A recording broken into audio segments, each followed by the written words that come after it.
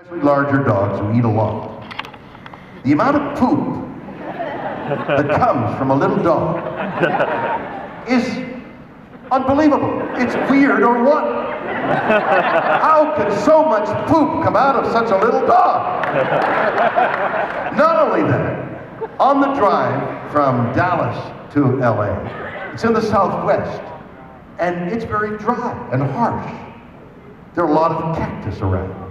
So in rest areas, where you might bring the dog, we would stop, and these little puppies are stepping on cactus, and oh yeah, oh. So we gather them up and try for the next rest area. And it was either cactus or red ants. There was a place where they got down, it was red ants, pooping, no poop. Finally, we found a place, green, for pooping. And we let it go, and they pooped. And then there was a sign, beware of rattlesnakes. Oh, geez. So now we have at home 2 6-month-old Doberman puppies who are the most beautiful, angelic, monstrous. They're fantastic. I can't wait to go home and see my puppies and see my wife and see my kids. I love my home, and yet I find myself traveling all the time. We love you too. So I'm here with you. Love. Thank you so much. That's very heartwarming, actually. Just you and I. So yes, I abhor traveling. I love to meet people, but I can't wait to be with those extraordinarily beautiful puppies that look at me and just and don't recognize me, actually. No, it's great. My home is my castle, and I can't wait to go. Next question. Mr. Shatner, being on the convention circuit as long as you have, are there any fandoms that you have come across that you identify with or that have impacted you in any way? Well, it's a choice between tall, leggy, beautiful women and stalwart, handsome, talented young men. I identify with both of those. No, I am honored and in awe of people like yourself sitting here and listening to me, wander on. I'm very grateful that you're here. I'm very grateful that you think enough of me to sit in your seat and listen to me and to, get a signature or a picture or whatever. I'm honored, and I never forget what an honor it is.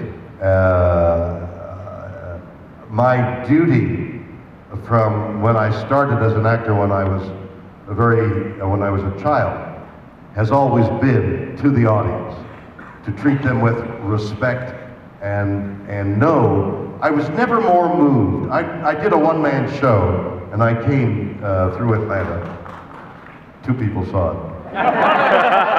Where were you when we were sold out, actually. But I did a one-man show. I, by the way, recorded it, and it will play, I'm not quite sure where at the moment, but soon. So it'll be on television soon. This one-man show was, as this record, what's the name of it again? Oh, Pond with Mystery, isn't it? Is a part of my soul. I wrote the one-man show, I've written the lyrics, the words to the album. It's part of me. And that one-man show evolved by speaking and telling you things that happened to me, telling an audience like this, and seeing how the story is going, and then editing the story in my mind at a later date, and maybe telling it again in its revised version. The one-man show evolved out of doing these panels, and there's an hour and a half of material, and far more than that exists, because I found myself talking to audiences, trying to entertain you, and being honest with you, telling you stuff that was meaningful to me in as entertaining a fashion as possible. And out of that came the one-man show. And out of the one-man show comes the album. And we're now rehearsing with a group, Billy Sherwood's group called Circa, 4 guys and myself, all from Yes, by the way, the group Yes. 3 of the musicians will be from Yes. And we will be appearing in the Los Angeles area in October in 3 different venues, with the idea of seeing what we have with the possibility of going to Vegas. So there is, within my fantasy, me at my age, with a progressive rock group doing Las Vegas. Come on. Yeah.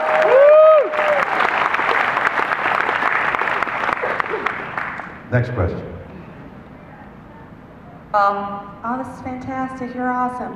My question is... Is that a question? No, that's not it yet.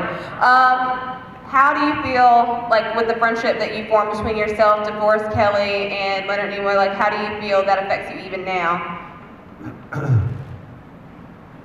In showbiz, in the thing that I do, you meet wonderfully sensitive people who are invariably talented one way or another, and they're very sensitive. Their emotions are on the surface, and they're very likable, and and many of them are very verbal, and you strike up an immediate friendship. And depending on how long the thing you're in, if it's a weekly television show and you're in there for a week, so 5-6 days you've met people that you'll remember. But if you're in a movie and it goes for 3 or 4 months and you've gotten to know the people, wow, you've struck up friendships that seemingly will never go away. If you're in a series that goes on for years, they're your best friends, they're your only friends, because there's no time for anything else. And you establish these extraordinary bonds, usually, unless there's this friction, and you've heard stories the same as I, of people who are forced shotgun marriage of 2 people who don't get along and they got to see each other each day and say I love you in one form or another, and they actually hate each other. That is onerous. I was in a Broadway play for 2 years, and that's the actor's nightmare. But the actor's dream is people that you identify with and love, and that's what happened with Leonard and Dee and me. We spent all this time together, nights where we'd shoot all night from 7 in the evening to 7 in the morning, and not sleeping, and lack of sleep makes you more sensitive than ever, and so these bonds and identifications take place and took place with us that I will never forget. DeForest Kelley was the essence of a Southern gentleman. The last moment with DeForest Kelley was, for me, was at the Actors' Home.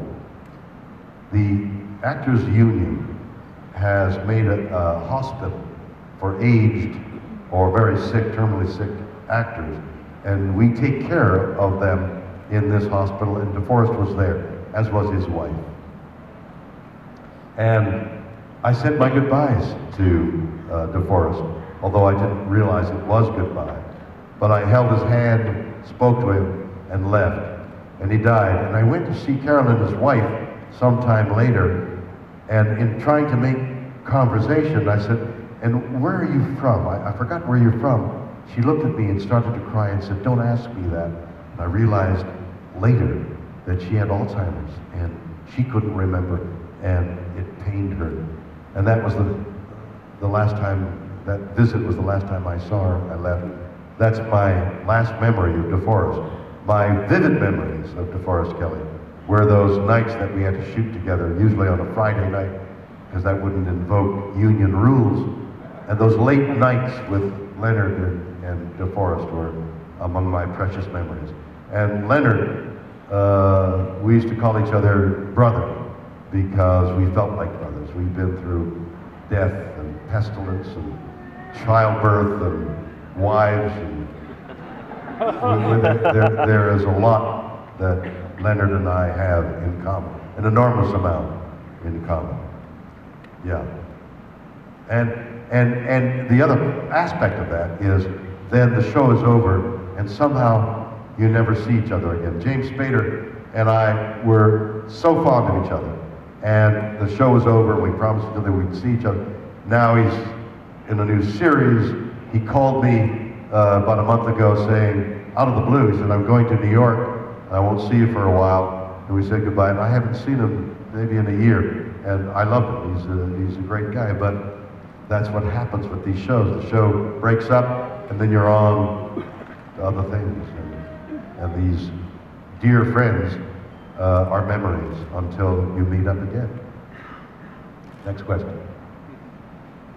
Yes, Mr. Shatner. I was hoping you could elaborate on your collaborations with Ben Folds and maybe how that came about and just any thoughts about the experience. Yes, I would like to. Ben Folds, again, a buddy, after weeks of being together in the studio, he and Billy Sherwood, the gentleman who wrote the music to this album I'm talking about, are both musical geniuses. It is extraordinary. I wrote several of the songs on that album with Ben Folds called Has Been. But Ben did something with these songs that I didn't have any concept of. He would take the song and characterize it. The lyrics to Has Been, he made into a Western song. That sort of thing. He characterized the songs differently, and melody, and took the words that I was writing and placed them in various directions. I was in awe of what he did, and then putting the album together. He would call musicians. We did it in Nashville. So I was part of the Nashville scene for about 2 weeks. He took me to all his haunts, the coffee shop that he goes to before he comes to the studio.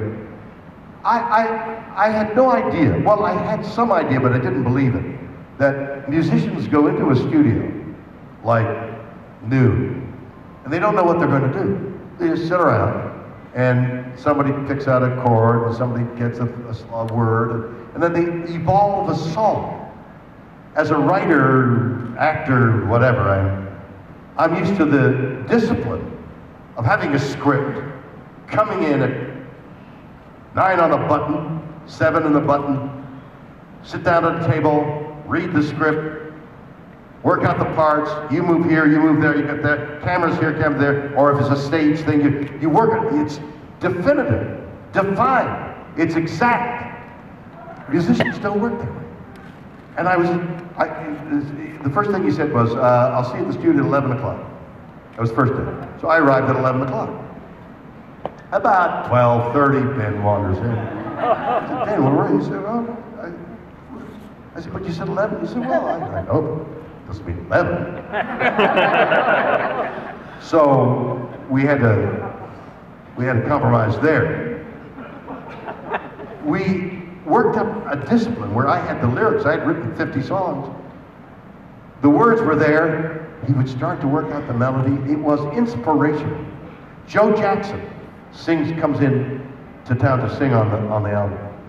He took 3 hours to warm up. Ben, myself, my wife Elizabeth were sitting in the glassed-in part of the studio, and he wouldn't let us look at it. Joe Jackson played the piano, and he has a high forward voice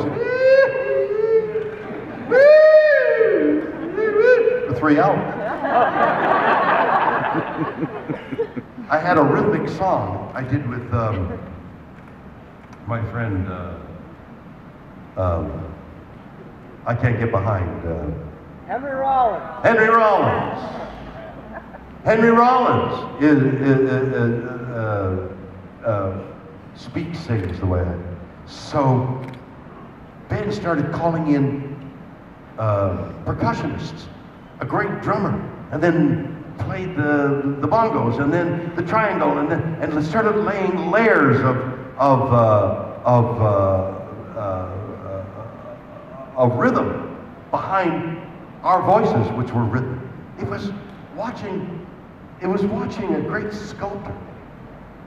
Billy Sherwood is a progressive rock musician, so the beat is somewhat the same, but he called in all these marvelous soloists, and he arranged my words so that they were dramatic, and they are dramatic, and it is extraordinary to see these great talents at work. They work from inspiration, they work from dedication, they work from experience, and all of this takes place. And it's like a sculptor chipping away at the marble as Da Vinci said, or was it Michelangelo, or is it the same guy? I don't know. But they chip away the marble to reveal what they see inside the marble. That's why these guys write music. They hear it, and they get rid of the extraneous sound, and there it is.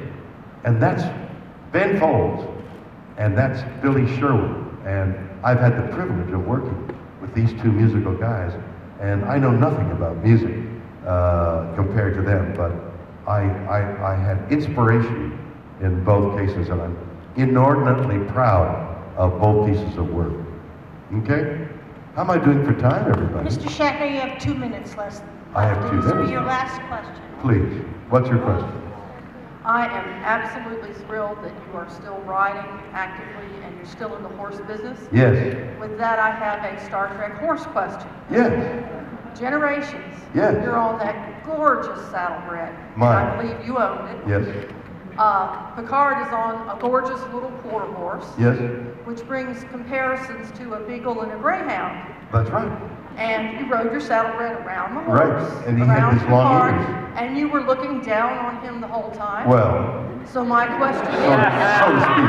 was that, Only because my horse was tall. He's a magnificent Well, actor and a great friend. was Yes. that by accident or design? Did you want, or did someone want you to come off as the captain? Wow. That's great. I haven't even thought of that. No, my memory of that was because I've ridden in long distance rides, and to the point where my legs would bleed and my boots would fill with blood on 25-mile endurance rides.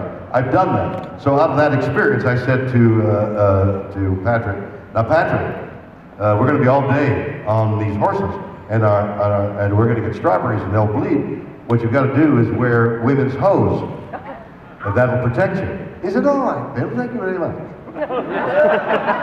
So he went into his dressing room and put on the women's hose. He came out, and I said, no, Patrick, not on the outside, on the inside. You can't have the captain of the starship wearing women's hose.